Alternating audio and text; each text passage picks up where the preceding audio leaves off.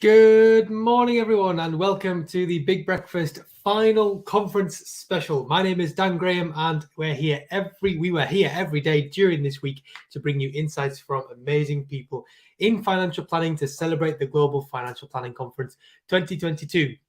Thank you to everyone who has joined us this week for this series of special shows around our various big topics that we've had this week. So we've had financial coaching and well-being, financial planning, 21st century investing, digital client engagement, and our big topic today is technology-powered businesses. Now, on the show today, we have three awesome guests. And first up, we've got Heather Hopkins from NextWealth. We're joined from Berlin by Johan Vosloo from Commspace. And we also have Paul Thomson-Clark from Intelliflo. So let's get straight into the show with our first guest, Heather Hopkins from NextWealth.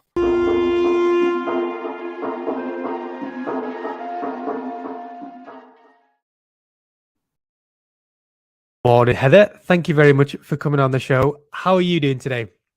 Yeah, good, Dan. Thanks for having me on. No, it's an absolute pleasure to have you on the show. And of course, it makes sense to have you on, given that you guys are so knowledgeable in this area and you really do keep up with the area of technology as well. So thank you very much for giving us your time this morning. Now, as everyone knows, because I've introduced it already, today's big topic is technology-powered businesses. And the reason that it's so interesting to talk about this in financial planning is that because for so long, I think you would probably agree, Heather, that we've pretty much lagged behind when it comes to technology, or certainly we use it in different ways to other sectors and other professions and things like that. But there is some developments coming, and I know that you guys are very excited about those as well. So how much do you think that will change over the next few years? Do you think that we can reverse that kind of lag that we have compared to other sectors when it comes to technology?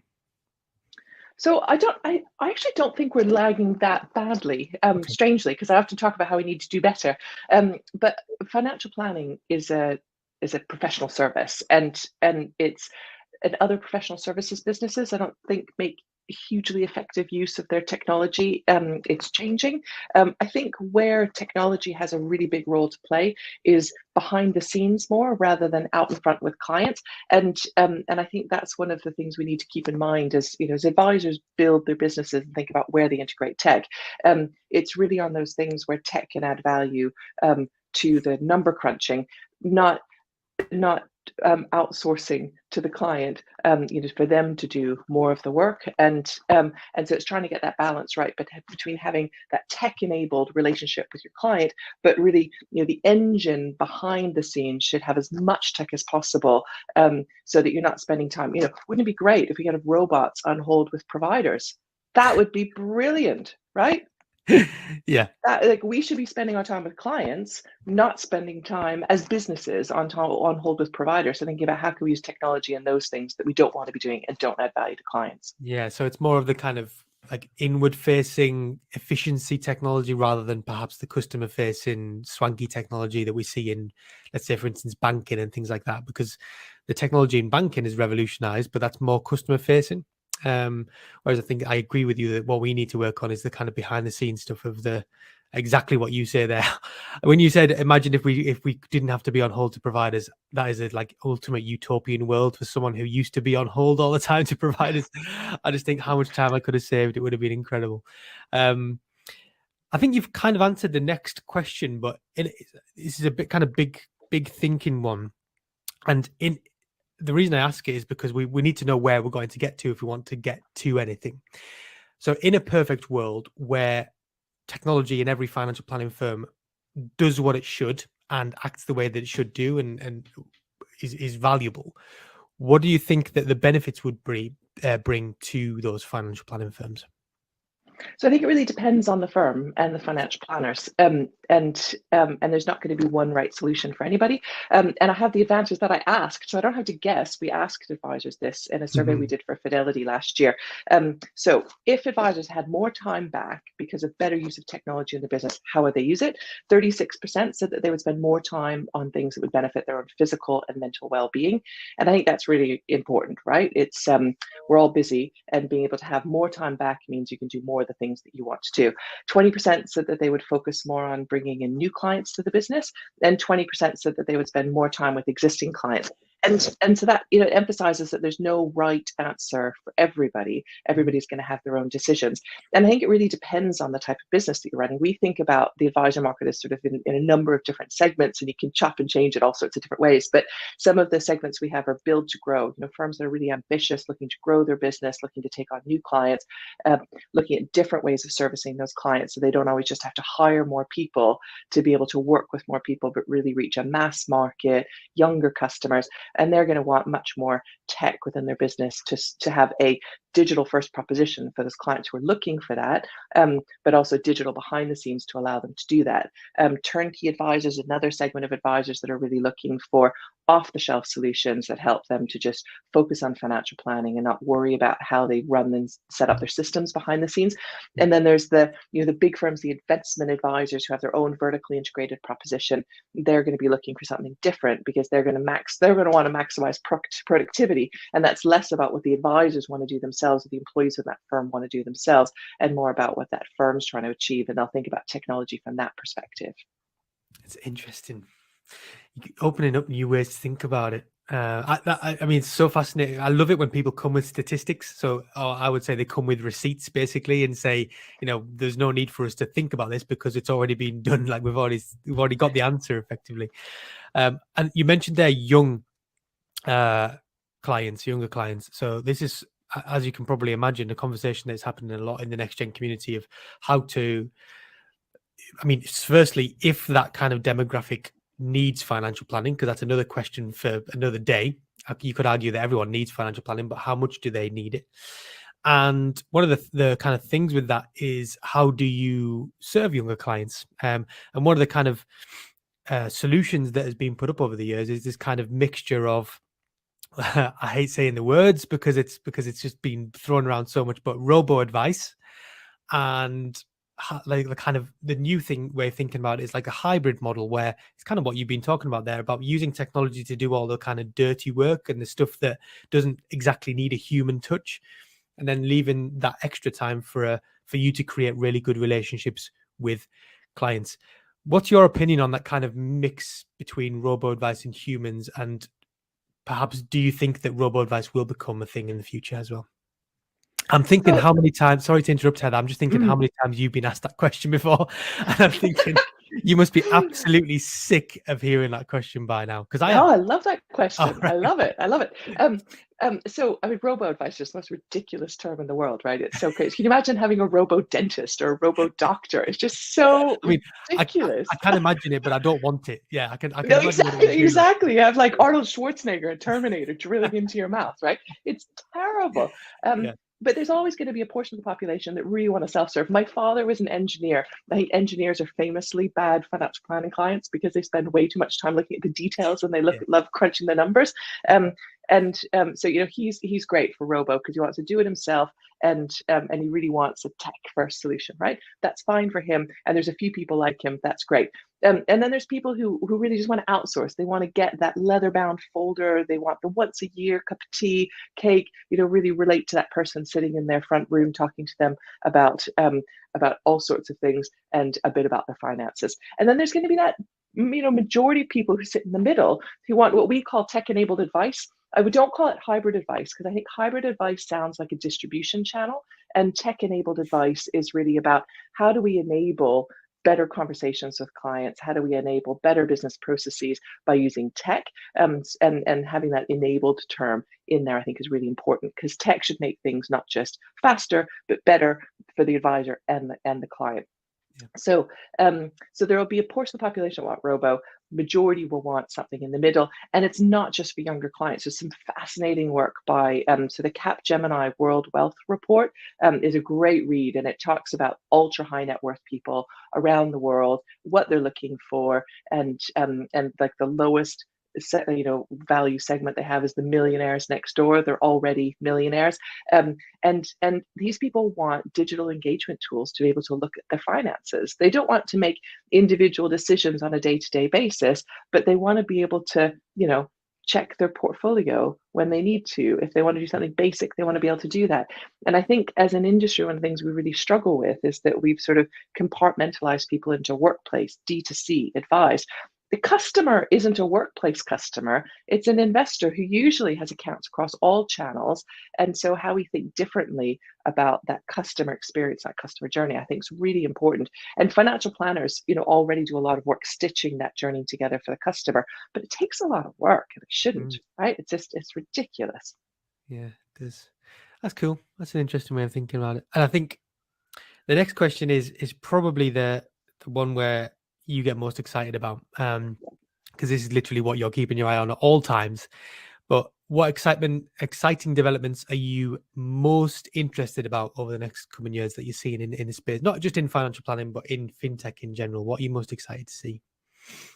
So I think that we are kind of where factories were when they took out their steam engine and put in an electric engine. Um, that's kind of where we are in terms of adoption of modern technology. People say that we're in the middle of the internet age. We're not. We're probably just at the beginning. It took 30 years for factories to rethink how they were structured to make best use of electricity. The productivity gains that we think of coming out of that change didn't come for 30 years because you needed a new generation of managers that were native to that technology, thinking differently about how they structured their factory to organize machines not around the power source, but around the flow of materials within the factory. And we're kind of like that with how we're using technology. We're using the same processes, but we're using tech to support that. And instead of rethinking how we do things for customers and rethinking how we do things in the back end, it's all really pretty similar to how it was done 20 years ago. So I think there's some really exciting things that are going to happen within the next 10 years, which will take us, more to people in senior management roles who are more native to technology that exists today. So one thing I'm really excited about, I'll just mention one, is natural language processing.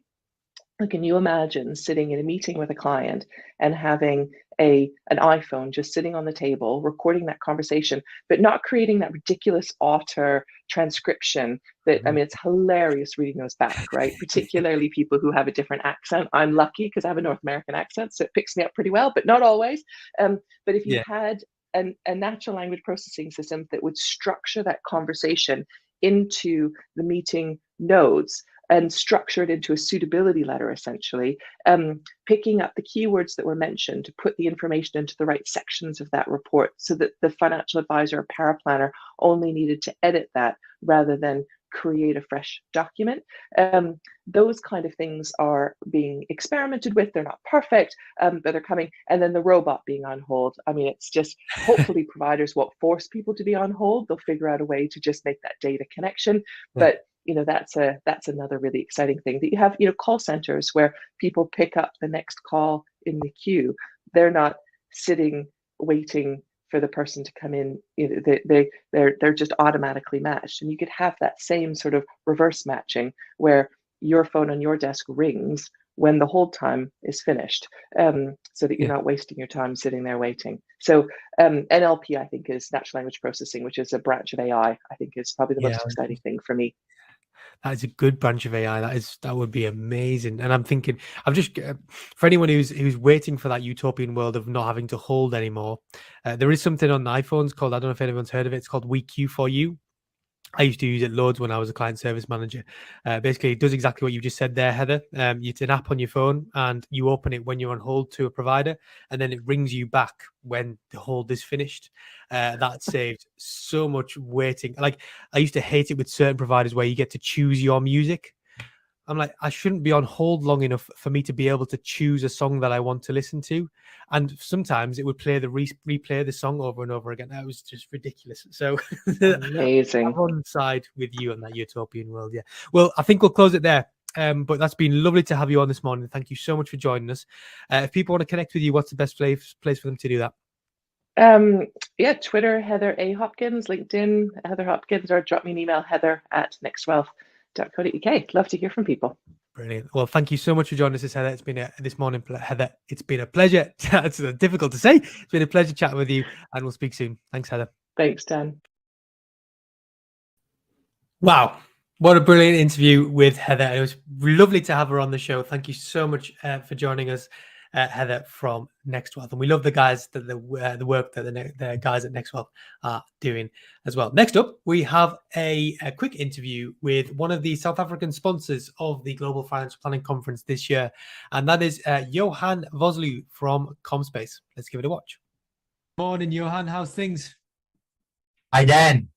Thanks for having me, man. Great to be here. No, it's an absolute pleasure. And I'm going to try and do this interview without focusing on that spinning Yoda in your background, because that's all I've been focusing my eyes on for this whole time that we've been talking.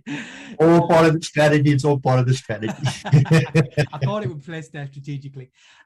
So thank you very much for joining us. Our big topic today is technology-powered businesses. But I think you would agree, obviously you're in Berlin today, but you're originally from South Africa, and the financial planning profession globally has pretty much lagged behind when it comes to effective technology, certainly compared with other professions and industries and things like that out there.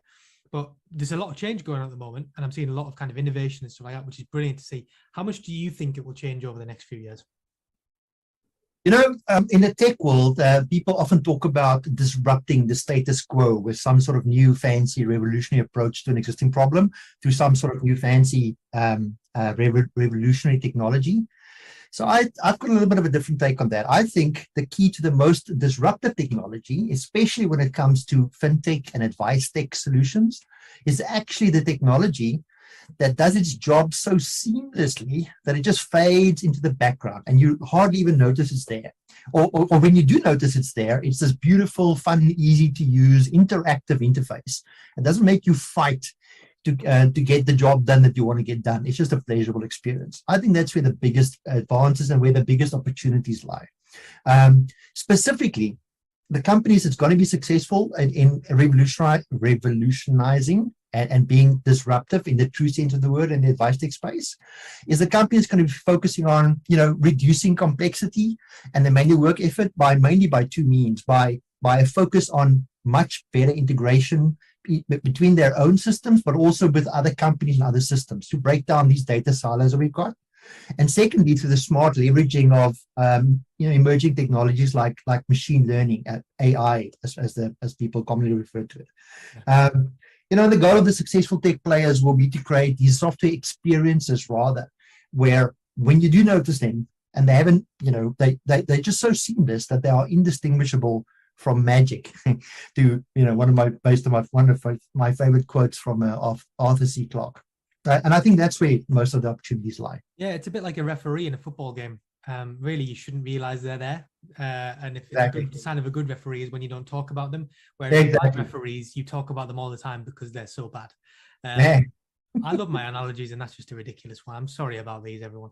So you guys at Commspace focus on commission and fees and making it much easier for financial planning firms to keep on top of this. How much time do you see that saving financial planning firms on a grand basis? Short answer, literally anything from several hours to even weeks every month, literally. Because we take, which is a painful manual paper or spreadsheet-based exercise with literally some firms have people spending literally hours and weeks on to get right. We make that essentially go away, and we achieve this through basically relentlessly focusing on our two core principles, which is also the principles that our company is built on, which is number one, simplicity and ease of use. And number two, great customer service. And what this practically means is it starts with a new client onboarding experience. We realized early on there's huge value in just going completely over the top with ensuring that a new client is correctly onboarded, that we do all the heavy lifting of get their portfolio in, setting up kind of all the rules that they need to make stuff work, preparing all the reports and custom reports that they might need afterwards, and we basically hand over a fully proper turnkey solution. And we really go big in this space. It makes all the difference. From then on, it's just a massive focus on automation. We focus on automating, getting their data in through direct provider data feeds, through email data feeds, and where we still have to cater for flat files, Excel spreadsheets, and the like. We map all the various formats that people typically encounter, so that our clients never have to worry about a file format. They just chuck it at our system, and it knows how to handle it. And then obviously we do the bread and butter stuff, automatically keeping track of divvying it up through a split rules to who needs to get what. We cater for the people that focus more on direct fee for advice nowadays, to make sure that they know what they're invoicing their clients, how much they're getting back, all of that stuff. And then all the stuff that you would expect, easy, extensible reporting, fantastic integrated visual analytics that help people highlight and focus the problem areas or areas for improvement in their business. And then finally, and probably almost most importantly, is when you get stuck with something, there's a product expert literally available to answer your question, if not immediately, in minutes. No waiting hours or days for like a support call. There's always somebody available to answer your question. And all of this, that's literally where this hours to weeks saving come from. Brilliant. And you mentioned in there about customer service, and I'm actually really frustrated with the level of customer service at the moment, not just in our country, but globally. And people are still using a certain pandemic as an excuse for this. But to be honest, it's been bad for ages. Wait times, having to supply tickets rather than actually being able to speak to a human. All this kind of stuff of taking away the human touch has actually just made customer service go down the drain. But you guys at Commspace, like you mentioned in the answer there about kind of preloading and making the onboarding process as seamless as possible for people, that is one of the most important things when you're buying a product or buying a service. But we seem to have forgotten about that. So, I mean, it's a bit of a different thing, and not talking about technology here, but how do you guys really make that customer service shine? Like, what do you do at Commspace to focus on customer service so heavily? And what tactics do you have in your team? Asking about all the things which I'm passionate about, it's near and dear to my heart. So, look, let me put it this way. The old adage in business is, the client is always right, and the client comes first. And there's all this big, heavy focus on the thing, customer service. So we take a different stance on that. We say stuff that in our company, the team comes first, not the client. And I know it's maybe a little bit controversial and counterintuitive, but hear me out. Because we believe if you take care of each other and every teammate, believes the best of each other, of the other people in their team, and we foster a culture that treats our teammates as the wonderfully creative, responsible, valuable individuals that they are, and we foster an environment where it's truly the truth, and they truly believe that. The weirdest thing happened. You can guess, right? The weirdest thing happened. Client relationships and client support it just takes care of itself. Yeah. We didn't focus on that. We focus on our team, and if the team are happy, productive, they feel supported, they feel valued, they naturally want to do whatever the thing that needs to be done and do the right thing. It's literally as simple as that. So, at the end of the day, a great company culture is, I think, at the heart of any business's success, and definitely it's the heart of ours. But the thing is, it doesn't happen automatically, right? You need to. It needs to start from the top. Leadership needs to set the tone and a good example. But even then, it's not guaranteed, because everybody in the team really needs to buy into the vision and the direction of the company. But when that happens, and I love to believe, and I really like to believe, that we're not doing badly in this space. When this happens, what happens is you get a customer base that consistently, is happy with the support that they get, and they just love you as a company and as a team to interact with. And I think that really is what everybody should be focused on. And I'm amazed that people don't do that. It's so true. I mean, the reason that you don't get good customer service from a call center is because the people who are working in there usually aren't enjoying their jobs, and that's one of the reasons why it's so bad nowadays, because they've got no kind of instinct or no kind of desire to help you, because they're not aligned to their company's values. So I completely agree with that. Yeah. Okay. Go on, Johan. I was going to say it's a hard problem to do at scale. If you're a small team like ours, much easier. I'll be the first to admit it. If you're a large, mega company, much harder. So it's not easy. I think it's still possible, but yeah, I agree. It's all the thing to do. Try and do, absolutely. Yeah.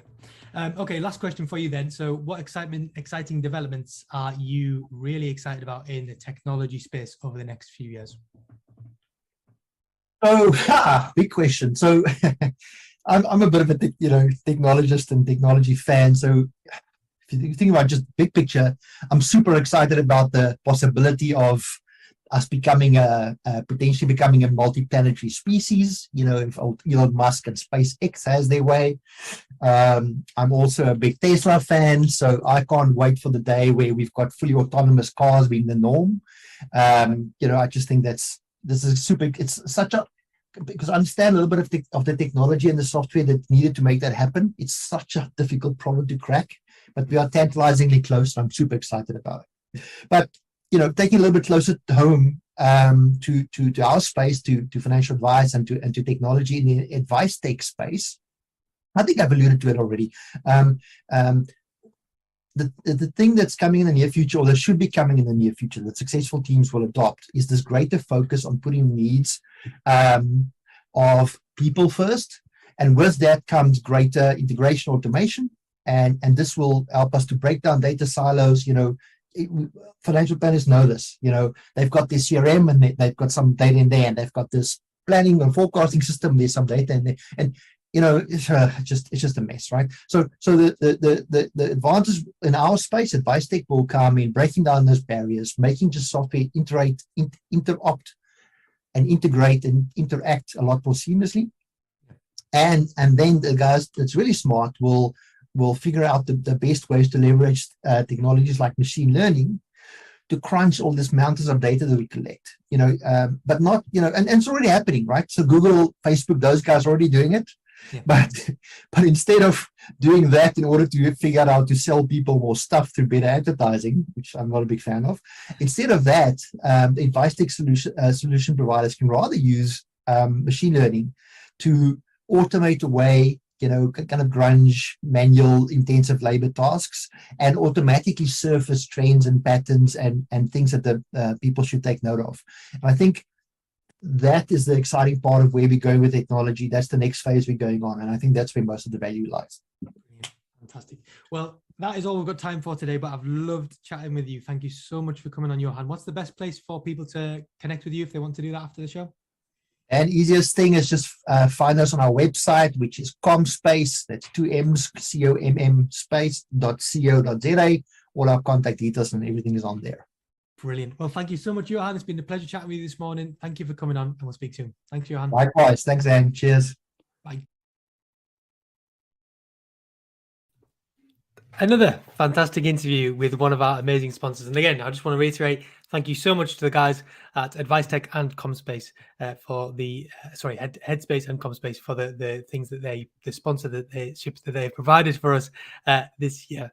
So now it's time for our big breakfast, big topic, and the final interview of today. And that is with Paul Thomson-Clark from Intelliflo.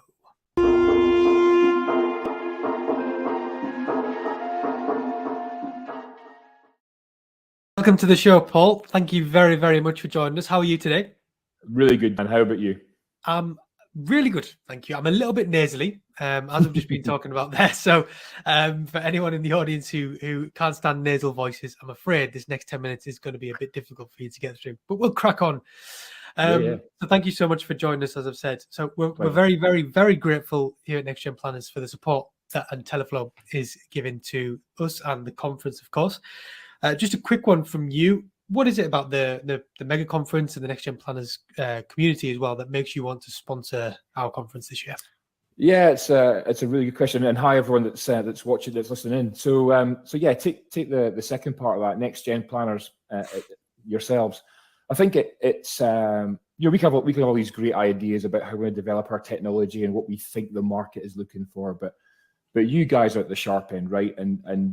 So it's important to us to hear what you've got to tell us about the conversations you're having with your clients. And Next Gen represents a really broad church in all sorts of ways and gambits of opinion and thought and thought leadership, all that kind of stuff. So in a generic sense, that's why we're really chuffed with sponsoring yourselves. The event itself, the mega conference, I mean, a whole section dedicated to technology, right? I mean, what's not to love about that? I mean, I'm a little bit biased, obviously. So obviously, again, that chance to speak to your membership about what they're facing tech-wise, also to engage with other sponsors that are there and listen to what they've got to say, and see what synergies and how we could maybe help them as well. And I think also from a personal perspective, Dan, you probably don't know this, but I'm a massive, massive aviation geek. And so getting near and touching Concorde after such a long time is in itself enough. So, so yeah, there we go. It's weird as well because we've been to the venue to check it out, obviously, and one of the biggest things that we're going to have to get comfortable with is hearing planes setting off and landing. Yeah. So literally, if you just look left, when you're in the venue, there's just constantly just streams of planes taking off and landing, and that'll not be a problem for me. I can promise you. Well, I think for you, it's going to have to be making you interested in the actual conference content instead of just sticking your head out the window all the time to watch the planes. I'll be able to manage that. We'll be okay enough. So, as everyone who's watching this will know, that the big topic for today's Big Breakfast and Big Tea is technology-powered businesses. And as you mentioned there, Paul, what's not to love about that? But I think you would probably agree that for so long, and for a very long time now, the financial planning profession has, I think everyone would probably agree, in the audience as well, we've lagged behind in this area. I was mentioning this to Adam Carolan earlier about, the fact that the banking sector, for instance, the technology revolution that those guys have had in the past decade or 15 years or whatever it is, has been ridiculous. We've seen massive movements, massive advancements in technology. We're still lagging a little bit, when in reality, wealth management is just as important, if not more important, than banking. Absolutely.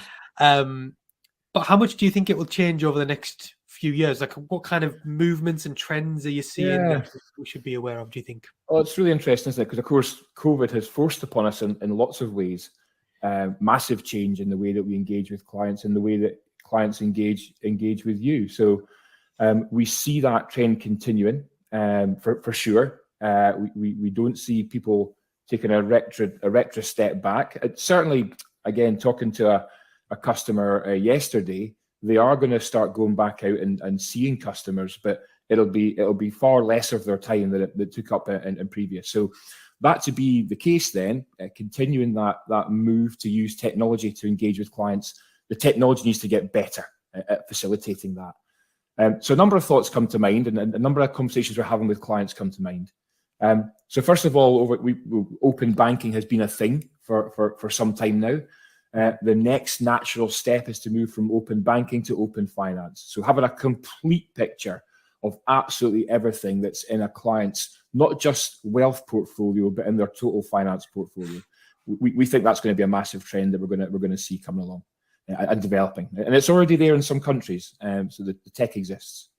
I think, again, driving that engagement in a digital way, client portals are going to evolve considerably. So we see client portals becoming, I suppose more of a shop window for advisors' clients to understand what their advisors can do for them and how they can support them and promote conversations. So we see portal technology, for example, being a means of clients maybe testing out little scenarios for themselves, just really basic stuff. But the aim of that being to promote the conversation with the advisor, because at the end of the day, I work for a tech firm. Of course, I love tech, but the advisor is central to the whole advice piece. It's not there to replace the advisor. So it's about promoting conversations and building relationships and using technology to do that. Yeah. Again, no shocker, cash flow planning it has really evolved, or not evolved, but really taken off. And I know a number of your membership are well into cash flow planning, and we see that becoming massive as well and growing. And from a personal perspective, I was just reflecting. I don't want to make this about me. I've already said I'm a bit of an av geek. I would like to think 30 years I joined the industry ago, or just under 30 years ago I joined the industry, and we were doing LOAs on paper. And guess what we're still doing, Dan? We're doing LOAs on paper. Just how crazy is that? I'd really like to see the industry tackling these things that are the banes of financial advisors' lives and solving this LOA ridiculousness, for lack of a better word, and also really embracing quote and apply. So some new concepts perhaps, but also tackle some age-old problems as well. Yeah, absolutely. I think perhaps some of the kind of things that have been hampering progress is perhaps this need for kind of perfection rather than just being done. Yeah. How often do we see people say it's coming, and then it takes years and years and years until it's actually launched. Yeah. Why can't we have the mindset of it's here? It might not be perfect, but it does the job for now, and over the next few years we might be able to tweak it, and even that would have a huge impact, I think. So I pretty much agree with everything you said there. So I certainly the LOA one, as a person who has worked as a client service manager in a financial planning firm, that would have revolutionized my life. It would be ridiculous. And it just strikes me as being so simple, but there you go. Anyways, yeah, there you go. So you mentioned there as well the portals. It's actually going to be my last question for you, Paul. Well, we'll ask you about your developments as well, but very quick answer to this one if you can. You mentioned their portals. If people are using them at the moment, doesn't have to be with Intelliflo. No, absolutely. What would you be your biggest piece of advice today to them, actionable piece of advice to make sure that they get those portals right with their clients? So I think really quickly, I mean, we could talk forever on this, but really, really quickly, there's some myths out there, of course, about people using tech, and I've been doing a lot of speaking lately around older clients and using tech. Older clients are actually more engaged with tech than some people give them credit for. They're the baby boomers at the moment, and they've probably seen the biggest developments in tech. So don't dispel a section of the community. The other thing I think is about understanding if clients are not engaging with the portal type technology. Why is that? It's different. It's changed perhaps for some, and there may be some fears. So emphasize the positives about secure data, secure messaging, secure this, secure that, all that kind of great stuff. And for those who have not yet engaged with portal technology, don't bomb burst it out there for a number of reasons. For yourselves, you probably won't be able to handle the traffic comes back at you, especially smaller businesses who don't have a dedicated support for portal. So speak to nobody knows clients better than advisors do. Speak to your tech-friendly clients, test it out with them, get your patter. There's a good northern word, good Scottish word there. Get your patter sorted, learn your patter, learn what works when you talk to clients, and then roll that out over a period of time, perhaps at client review. Perfect. Good advice. I'd agree. Okay, last question for you, Paul, before we close things up for this section of the show today. What exciting developments have you guys at Intelliflo got coming up over the next few months? Well, Dan, there's so many. I had to write them all down. So forgive me if I refer to my bit of paper. So yeah, as you know, we recently had our national customer event, customer conference, and we announced a number of initiatives there. So some really simple things and some really new, spanky, exciting stuff. So our advice journey at the moment is really personal client focus. We'll be extending that to work with trust clients and with corporate clients as well. You'll find this hard to believe. Yes, we are going to launch a trust fact find, and we're going to launch it really soon. So that's something that's been our top request from our own client bank, and it is coming, which is fantastic news. Within that, ATRs. So at the moment, you can have one ATR queue within our solution. You'll be able to have different ATR queues for different kinds of clients, trust, corporate, and personal. And within that, you'll be able to have multiple ATRs. So maybe a general ATR, maybe an at-retirement focused ATR, et cetera, et cetera, et cetera. We're going to improve our document designer interface, so make it easier to build your own documents. We're going to be coming back to that theme about portals being the shop window for clients to engage harder with their advisors. We're going to be linking our own cash flow tool, which is called Intelliflo Planning, to our personal finance portal tool, so that clients can do their little scenarios and test things out and promote that discussion piece with their advisor. And we're also going to be launching a new interface for the portal. So to move the portal into its next gen, for lack of a better phrase, excuse the pun, we've had to rebuild the technology that the portal sets on, and we're going to be launching that again this year very soon with a new UI, and that's going to allow us to take some of those developments we talked about a few minutes ago. Lots of great stuff coming. Very good, very exciting. Yeah, I agree. Lots. And I can see why you had to note them all down as well, because you didn't want to miss any. Brilliant. Well, thank you so much, Paul, for joining us. Again, thank you so much to Intelliflo as well for the support. Absolute pleasure. Conference this year. Looking forward to seeing you in Manchester on 9th of June. And of course, we'll keep up to date with you guys over the next few months. Thank you, Paul. Fantastic. Thanks for your time, Dan.